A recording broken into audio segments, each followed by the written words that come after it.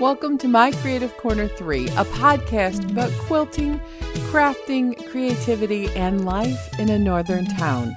You'll find show notes at mycreativecorner3.wordpress.com. You can leave a comment, you can sign up for my patron site, you can purchase a virtual cup of coffee, or even sign up for the newsletter. Come back weekly and we'll chat. My name is Vicki, and welcome to the podcast.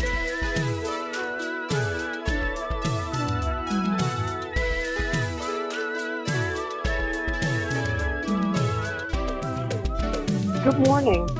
After listening to your podcast today, I just wanted to let you know that I am so sorry for the loss of your dear friend, but I applaud you for sharing her creativity and her kindness and for keeping in perspective what life is about, and that you celebrate all the wonderful things that she shared with you and your life. I enjoyed your podcast and keep up the good work. I always look forward to hearing what's going on at Point of Parallel. Thank you. Hello, and here we are. The day before Valentine's Day is when I'm recording this. And I can't believe that we're halfway through the month of February already. Blinking of an eye, and here it is. Wow. Northern Michigan has been a whirlwind of weather. It was warmer than normal, cloudier than normal. Then all of a sudden we got 3-4 weekends in a row where we got 10 inches of snow, and then it warmed up and it got sunny for a couple days this week, and then last night it got terribly cold, windy, couple inches of snow. Now the sun is out and it is a total of 5 degrees at noon.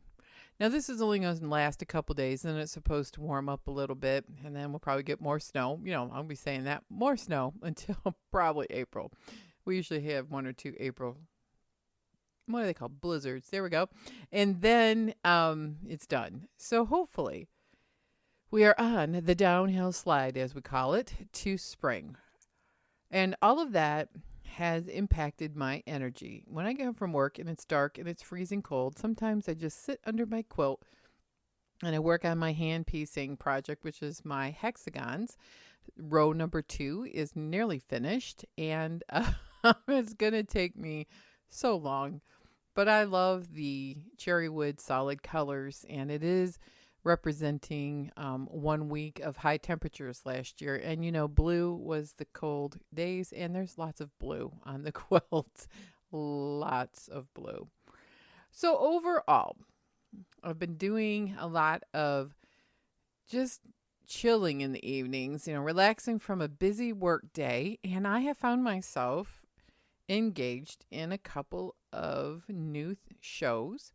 My Oak Island is wrapping up for the season, but I really enjoy Expedition Unknown.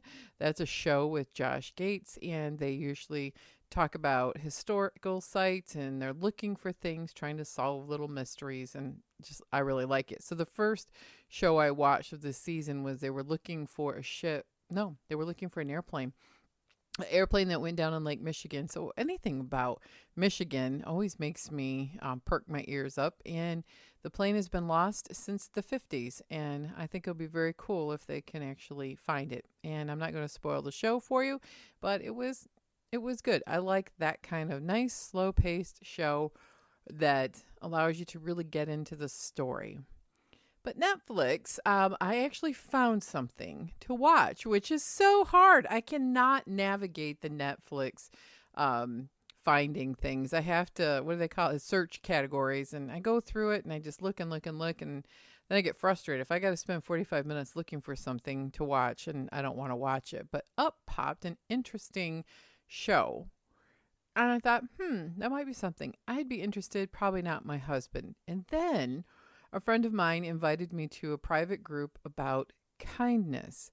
And the Kindness Diaries author is Leon Logothetis. And if I'm mispronouncing that, forgive me, Leon.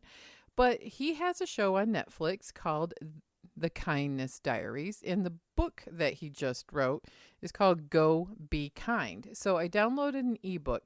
Now, Go Be Kind is great. It doesn't have a ton of words in it. It's got like interactive journal pages and where you can draw things and write things out. It's a lot of a thinking book about kindness and what you can do to make yourself more kind. It says, Go Be Kind, 28 and a half adventures guaranteed to make you happier.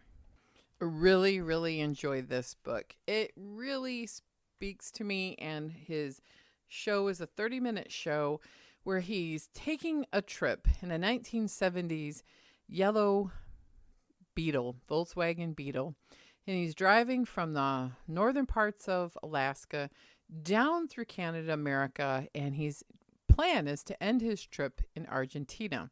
This is the second season. I haven't watched the first season, but the second season is great. He's looking for people to be kind to him. He has no food, no lodging, and he is relying on the kindness of strangers. And he has this theory that the more we are kind, the more kindness will ripple. I agree with that. And he also says that connecting with people will help us become more happy, and it will also combat some of the modern day problems of loneliness and isolation just by connecting with people. Now, this is not a book about random acts of kindness. It's about more than that. So I've read the first couple of exercises and haven't really quite done them yet. And I've watched the first 4 or 5 episodes of the show. It's great. They go hand in hand. I'm probably not going to read the Kindness Diaries, but maybe someday I will if it's available at the library. I'm just enchanted by it. I think it is so cool and, makes me want to grab a little box of Kleenex and have it by the end of your show because it makes you cry with happiness, and it just kind of restores your faith in humanity and that there is kindness still left in this world, that maybe we just need to practice it. So I'm really digging that show, and I'm really enjoying the book. It's a new book, so you may have to download it or buy it at your local bookstore.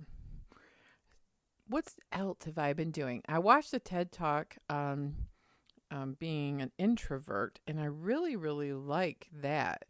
I'm reading the book. It's called Quiet, The Power of Introverts in a World That Can't Stop Talking by Susan Cain. Now, this book is a little bit more difficult to read because it's got a lot of words in it, and it's a lot of examples so far, and we'll see where the book goes on how really the upshot I'm getting is about how we all need to accept each other, and diversity is a good thing, and that trying to make everybody be conformed to one mold of extroversion is not effective, even though it is worshipped by our culture especially. I think it's pretty high on lots of other cultures, but especially in the American culture. So it's been a very interesting read on how we got to this place of extroverts being honored and lauded and being the example that everyone wants to achieve, except that introverts really don't want to.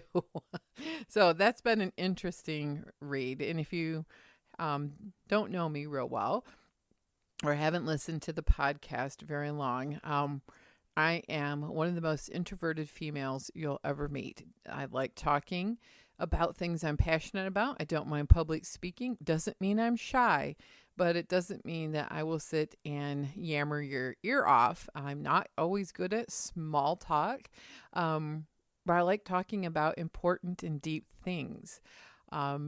I do tend to observe what's going on in the world a lot and then contribute when I feel it's important. So out of all of this, we've been talking about it. So my husband took a test, and of course I came up at 97% introverted, and the whole test almost nearly broke because it says there are not that many people who are female who are 97% introverted, and he is 70% introverted. So I always thought he was like this big extrovert, But then he likes to spend a lot of time. He liked to go out in the woods and be quiet. So I knew he had an introverted part of himself, but he's not that far off of being a complete introvert. So you can imagine what true introverts do on long winter weekends. Not a whole lot of talking, but it's our 34th, oh my goodness, 34th wedding anniversary this weekend. And for Valentine's Day, he gets to go to the hospital and have some tests on his heart. Isn't that so romantic? I'm not expecting things to be scary or bad, but kind of the usual things that you got to get checked as you get older. And the other part of the whole thing is we don't have any plans for this weekend because a lot of unexpected things came up. So we have a big long weekend always. Our anniversary falls on President's Day weekend because when we were younger, he was in the military and we were engaged and we were planning on getting married in June. But they wouldn't move me to his first base, which was in New Mexico, without me being married to him for at least 90 days. So we bumped up the date. Everybody thought I was pregnant, which was not true. Just needed to have the government move me 2,000 miles from home. And we had a wedding over President's Day weekend, and then he went back into his base out west. And that was the beginning of our 34 years together. And it's been a great 34 years, best of times. No way I'd want to go through the worst of times with anybody else. So we're looking forward to this weekend, but it might be kind of quiet and maybe involving our usual weekend of Buffalo Wild Wings and a beer. Who knows? We'll find out Saturday night once all of the things that we need to do on Saturday is over with, and then make some plans. I'm supposed to hold quilt group next week on Tuesday, so I was thinking I would have time to clean up the house before quilt group, but everybody's canceling on quilt group because of warm weather trips and bad weather and sickness. So we'll play that by ear. But yeah, I got to figure out what to serve. I think I'm doing the meat and cheese trade. I'm going to buy a little bottle of wine in case we have it. And I've got so much beer. Man, I got to get rid of this beer before it goes bad. Everybody gave us a 6-pack of beer all summer last year. And at some point, I didn't realize we had this much. And now I'm like, oh my gosh, I got to get rid of all of this beer. Because we don't tend to just sit at home and drink beer. You have one drink socially when you're out in public, right? So anyway, that's my story. I have beer, but the quote group people, the ladies, they drink wine. I can't drink wine anymore. It gives me a headache. So anyway, that's our big plans for our 34th anniversary. Maybe next year on the 35th anniversary, we'll do something way more special and exciting. But in the meantime, we are planning a weekend at home. Because the other problem is mid-February, there's usually bad weather when we got married, it was bad. And when we plan an anniversary trip, it got really bad every year. Or everyone had the flu. And so what's the point, right? We usually do a really big celebration more. My birthday usually falls around Memorial Day weekend and the weather's good. So we usually spend a whole weekend away and we kind of celebrate more our anniversary and my birthday all in one big thing. And there's usually big Highland games we go to. So that's always fun. So what have I been working on? Well, I told you I continue to work, 15 minutes a day on my hexagons. I'm still working 15 minutes a day on my knitted cowl. I have, made a few rows progression every week, but it's kind of coming along at a snail's pace, I have to say. A couple times a week, I'm working on this art journal. Actually putting it together, and I'm spending the other days brainstorming what I would like to do on my art journal page. I just really enjoy the freedom and creativity that this art journal is bringing me and discovering all the junk I have in my house that I've saved for crafty and creative things that I should have thrown away. But then I'm like, wow, I saved it. This will be great for an art journal. It's really more making collages so far. And this weekend, I want to watercolor wash some pages. I haven't done that yet to try doing more Zentangle, but I found a few things that reminded me of President's Day, and so I may work on that this weekend. Hopefully, I'll have plenty of time.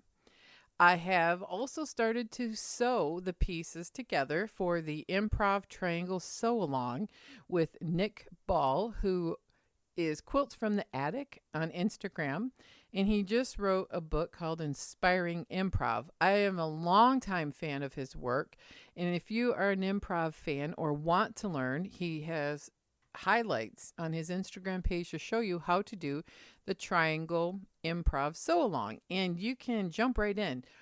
Really, the whole thing is to try to get a wall hanging size done by the end of the month, and mine will probably be a little bit larger wall hanging, and I'm really loving his method of sewing together the triangles. And this week we're just sewing the pieces. We're not squaring them up. We're not doing anything like that. And so I'm looking forward to piecing them together, laying them out, getting the backgrounds all sorted. And overall, that's really what I've been doing for the week. It hasn't been a crazy amount of creative stuff. Work has been crazy busy after a lull of it being slow. And I've been working on, helping my boss write up some trainings and seeing people and all the things that I do. I had an interesting thing happen over the last week, and I had an interview for a job somewhere else. I didn't get the job, which is fine with me, but it was interesting because I've worked for the same place for 20 years.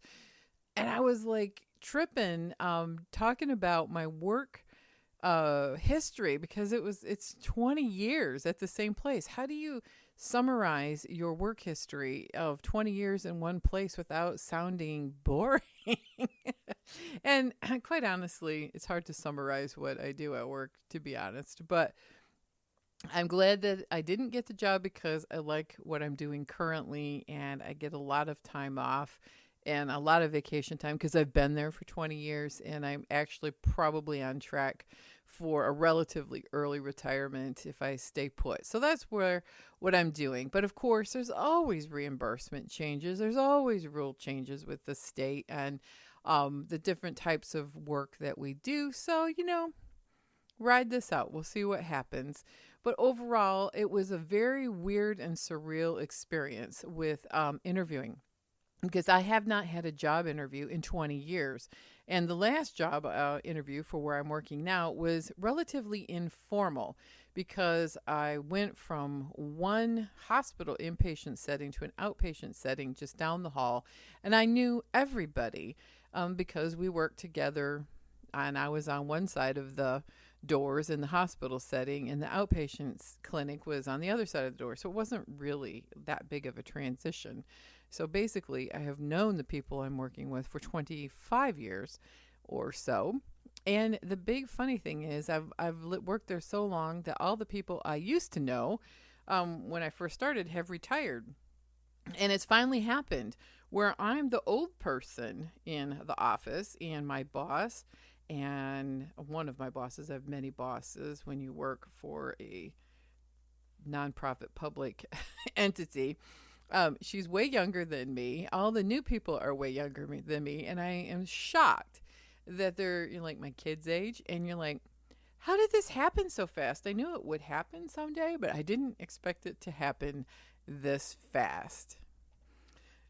So the whole process I found surreal. The questions in modern day interviewing are kind of fascinating, to be quite honest. So if you have any experiences about modern day interviewing, let me know. I know my kids have had modern day interviewing because they're out of college and looking for jobs, got jobs, interviewing for jobs, looking for that career path, So they were telling me about some of the questions, but I didn't expect it.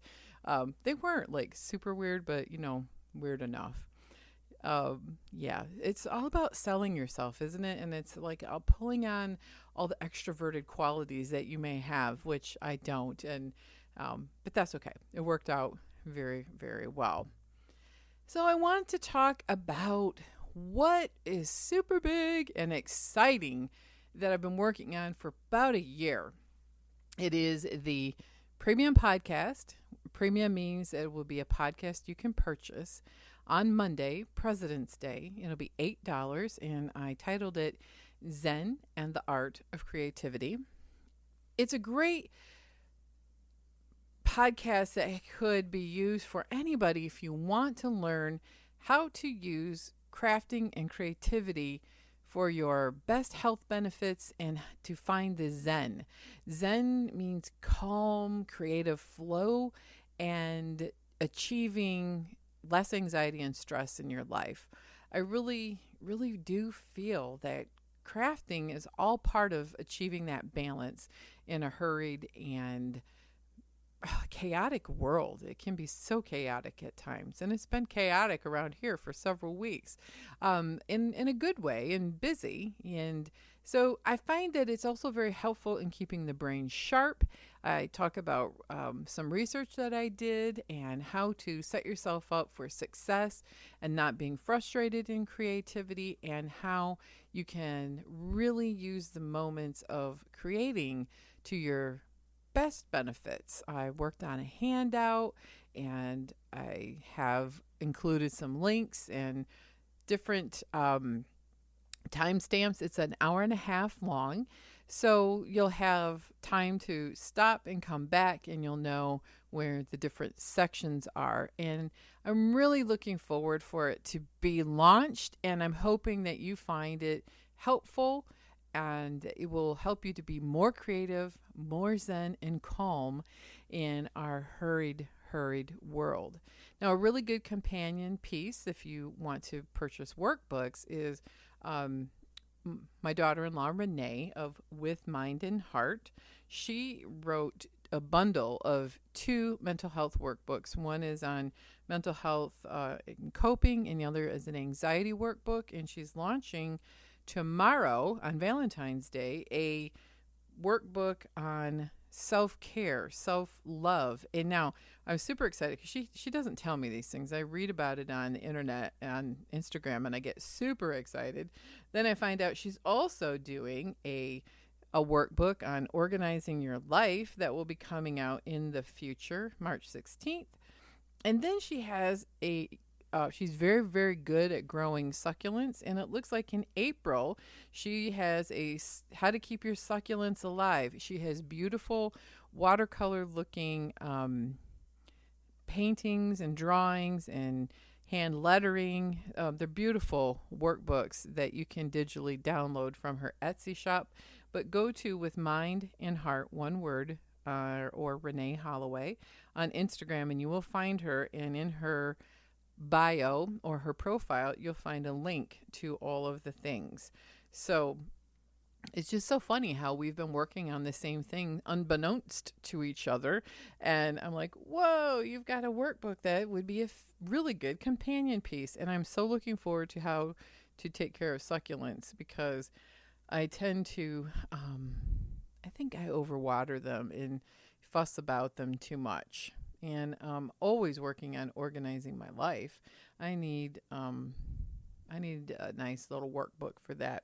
I still like the Fly Lady system, but the one thing about the Fly Lady system is that it's ultra uber organized with lots and lots of ideas, and that can get me flipped onto the OCD part of a brain saying, everything isn't perfectly in place, and then I need to get rid of everything in the house, and I get wound up with it. I love the sneak peek of the cover she has for Organize Your Life. So it's going to be some good stuff. So that about wraps it for today. And I just wanted you to know that I do appreciate you. I appreciate your support.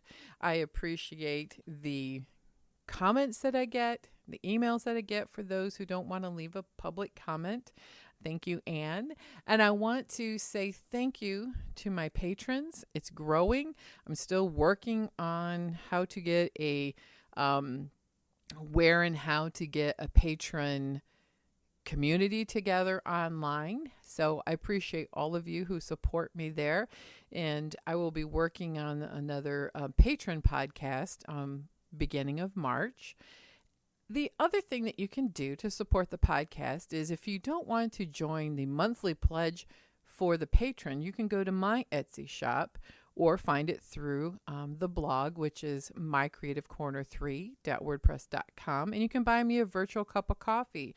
And I want to say thank you to those who are purchasing me a cup of coffee, because it really, really does help this podcast and keeping up with all of the expenses and technology. So thank you. Thank you very much for your support. And don't forget, if you want to leave a audio voicemail comment, you certainly can do that. If maybe writing me a comment or an email is not going to work for you because you're on the go, but you can grab your phone, you can leave me a voicemail comment. And it is at 231-577-6681. And you can leave me a little snippet of a voicemail. You can ask a question. You can make a comment about the podcast. Anything that is My Creative Corner 3, you can leave on that voicemail. Once again, it's area code 231-577-6681. And maybe I will feature your voicemail on the podcast this week. And next is a little clip of one of the voicemails I got this week. I want to say thank you to Angel and Marsha for leaving me a voicemail comment. I appreciate that so much. Your words are very kind, and I am so thankful for my listeners. So everybody have a most wonderful week. Be creative. We are looking for the Zen in every day, and quilt on, everyone.